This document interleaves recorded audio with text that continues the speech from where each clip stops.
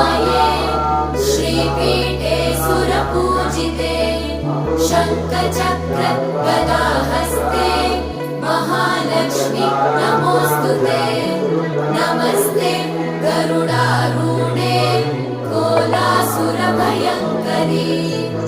सर्वपाप हरे देवी महालक्ष्मी नमोऽस्तुते महादेव्यै च विद्महे विष्णुपत्नी च धीमहि तन्नो लक्ष्मी प्रचोदयात्।